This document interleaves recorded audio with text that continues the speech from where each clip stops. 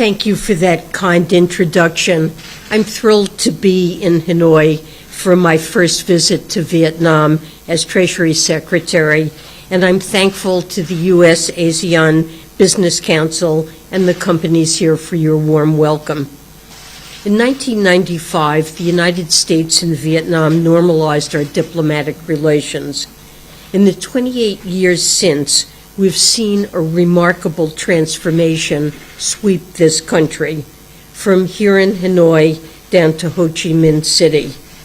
This economic boom has been driven by the hard work and talent of the Vietnamese people, and it's been catalyzed by the engine of market reforms and global trade and investment. Vietnam is now a key player on the global economic stage, and it serves in a critical role in many global supply chains. During this trip, I've seen firsthand the dynamism and the energy that has propelled your economic development. This undeniable strength will help you achieve your goal of becoming a high-income country by 2045. And the United States has been your steadfast partner. At the turn of the century, we were proud to sign a robust bilateral trade agreement to expand our economic relationship.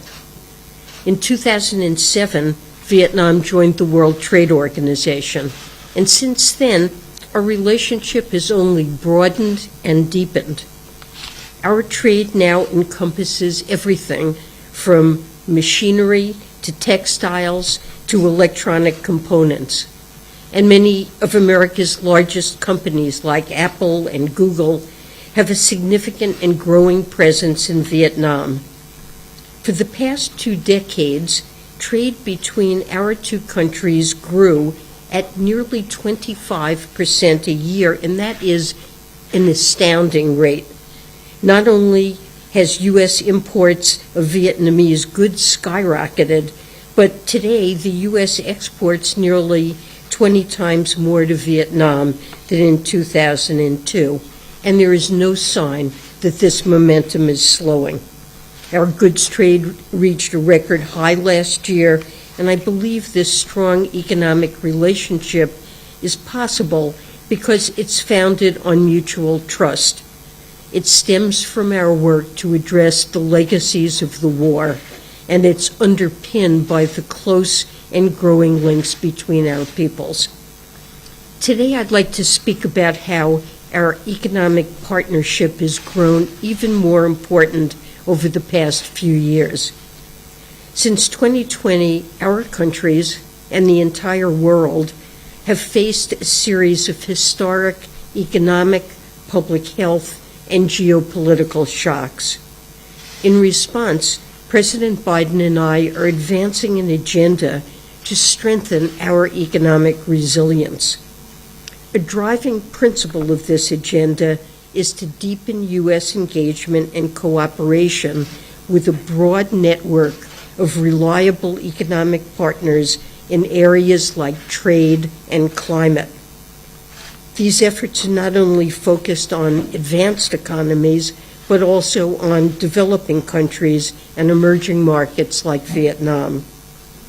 I believe that this effort is good for the United States, and it's good for Vietnam and other countries as well. So let me explain. In 2020, the world was struck by a once-in-a-century global pandemic. It claimed millions of lives and brought the world economy to a standstill. 2 years later, Russia launched a barbaric, full-scale invasion of Ukraine.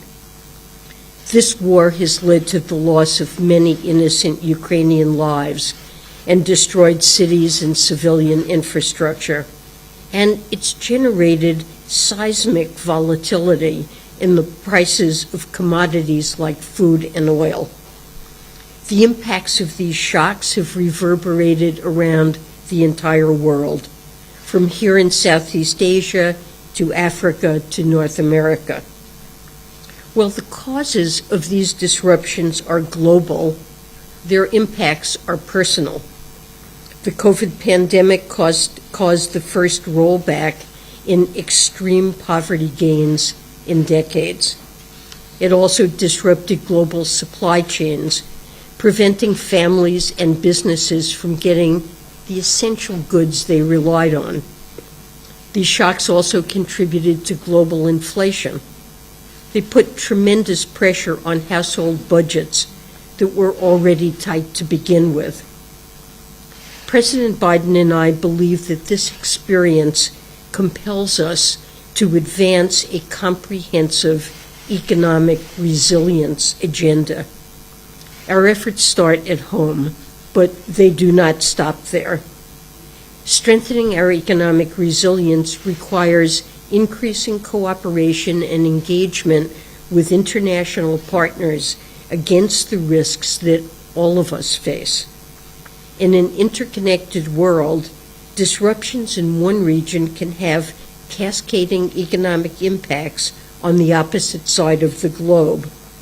So building true resilience in the United States requires bolstering resilience among our allies and partners. Our administration's focus has been to build resilience in sectors that are critical to our national and economic security. And so let me speak specifically on our trade and climate efforts. On trade, our administration is pursuing an approach called friendshoring. It's aimed at building secure and reliable supply chains. Our goal is to reduce the vulnerability of our economy to supply shocks in the production of critical goods, especially due to overconcentration, geopolitical and security risks, and violations of human rights. To do so, we're investing at home to build redundancies in our supply chains. Driven by President Biden's historic laws, we've already seen a remarkable boom in manufacturing facilities in America. A Treasury analysis shows that real manufacturing construction in the United States has doubled since the end of 2021. But we're not seeking to build everything in America. Rather, we believe that long-term economic resilience requires diversified global supply chains. So this means deepening our economic integration with a large number of countries we can count on, including Vietnam. A priority is to build resilience in our semiconductor supply chain. Semiconductors are essential building blocks of the modern economy. They're critical to the production of everyday consumer products like cars and refrigerators, and the development of cutting-edge technologies like advanced robotics. And yet, virtually all manufacturing of the most sophisticated chips is concentrated in East Asia. Recent experience demonstrates the economic pain that disruption of this key supply chain can cause. One study estimates that the chip shortage during the pandemic likely contributed to worldwide revenue losses of over $500 billion from 2020 to 2022. And the impact was especially acute for the automotive industry, an industry with a large presence in Vietnam. In 2021 alone, this single industry was estimated to have lost $210 billion in global revenue. The United States is taking a comprehensive approach to diversify and strengthen our semiconductor ecosystem. We are first investing in our own domestic capacities through the CHIPS and Science Act. This law provides incentives for manufacturers to build fabrication plants in the United States. But no country can or should do this alone. We're working with our partner countries to ramp up their investments as well. For example, we've dedicated a new $500 million fund for international semiconductor and telecom projects under the CHIPS Act. This fund can help countries in the Indo-Pacific develop their own diverse and resilient semiconductor supply chains. Greater diversification benefits everyone. When activity moves from concentrated or risky parts of the global supply chain, it puts the U.S. and world economy in a more secure position. And as we see in Vietnam, it can also promote economic and workforce development. Over the past decade, Vietnam has emerged as a critical node in the global semiconductor supply chain, and investments are only accelerating. Less than an hour's drive from here, in Bac Ninh province, Amcor, an Arizona-based company, will soon fully open a state-of-the-art megafactory for semiconductor assembling and testing. Down in the southern province of Dong Nai, another American company, onsemi, produces chips that are used in cars halfway around the world. And nearby in Saigon High-Tech Park sits the largest Intel assembly and testing facility in the world. Many of the companies investing in Vietnam are also building up their capacity and employment in the United States as well. More broadly, Vietnam and the United States have worked together to bolster resilient supply chains with other countries. We are two of over a dozen countries that are part of the Indo-Pacific Economic Framework. 2 months ago, the framework's member countries announced a proposed agreement to strengthen supply chain resilience. Under the agreement, partners would collaborate to build a collective understanding of supply chain vulnerabilities, improve crisis response, and identify opportunities for technical assistance and capacity building. Notably, it also emphasizes the importance of expanding the benefits of these efforts to workers and small businesses, including by promoting worker training and worker rights. As we undertake these supply chain efforts, let me be very clear. Friendshoring is not for an exclusive club of countries. It is open, it is inclusive of advanced economies, emerging markets, and developing countries alike. The United States is working to strengthen, not to weaken, our ties with the emerging and developing world, as demonstrated by our partnership with Vietnam. And that's why we have launched new initiatives to invest in the development of our partner countries. This includes taking part in the G7's pledge to mobilize $600 billion in infrastructure investment over the next few years through the Partnership for Global Infrastructure and Investment. Reducing the risk of trade shocks is not the only important challenge that we face.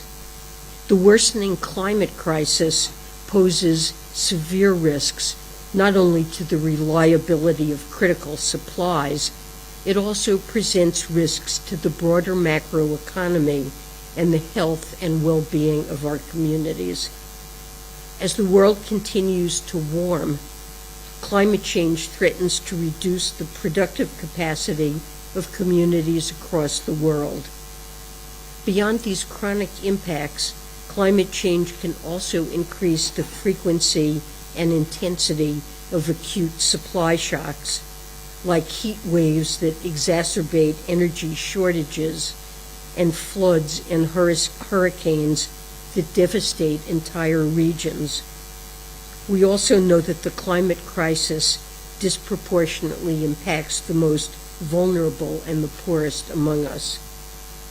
There is robust, scientifically backed economic case for why we must take immediate action to mitigate and adapt to climate change, and why we must help others to do so as well. In the United States, President Biden signed the Inflation Reduction Act into law last year. The IRA is the boldest action we have taken to address climate change and meet our commitments under the Paris Agreement. By accelerating our transition to a clean energy economy, the law is also a critical step towards strengthening U.S. energy security, and it will have impacts across the world by pushing down the cost curves of new clean technologies and speeding up their adoption. This domestic investment, alongside President Biden's pledge to double international climate assistance, makes this administration a leader in combating the climate crisis. Just as we build resilience for ourselves, we are committed to helping other countries build their own resilience as well. And the United States is proud to support Vietnam's transition toward a net zero economy by 2050. Last year, Vietnam and the International Partners Group, of which the United States is a member, launched a Just Energy Transition Partnership, or JETP, to mobilize over $15 billion in public and private financing to accelerate the clean energy transition here in Vietnam. We're encouraged by Vietnam's ambitious new targets under the JETP. Now, it's vital that we intensify our cooperation to build momentum for these efforts in Vietnam, evaluate project opportunities with the multilateral development banks, and deliver a resource mobilization plan that provides a roadmap for implementation. Beyond mitigating the climate crisis, this partnership with Vietnam can help catalyze the development of new, cutting-edge, clean energy industries, and it can broaden economic opportunity for Vietnamese workers. More broadly, the United States is continuing to work to meet President Biden's commitment of providing more than $11 billion in annual international public climate finance by 2024. We're also focused on achieving the collective goal by developed countries to mobilize $100 billion in annual climate finance. We're pressing the international financial institutions to make reforms that unlock new funding for climate.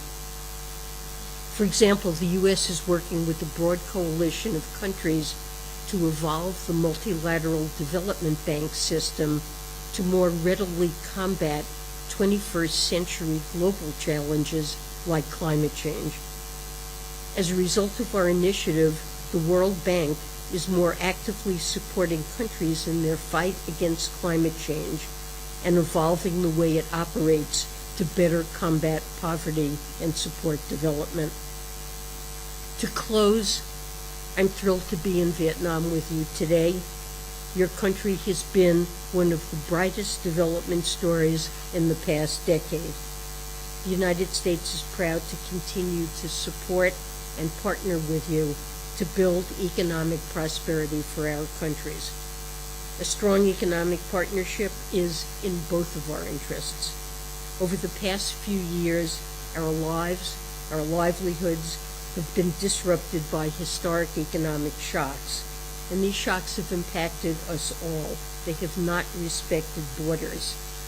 This hard experience has taught us that economic resilience must be a key part of our economic strategy, and that true long-term resilience can only come through deepening international engagement with a broad range of countries, and that includes Vietnam.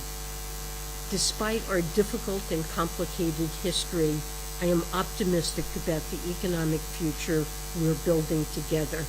So thank you so much for having me, and I look forward to working with all of you to strengthen our economic partnership. Thank you so much.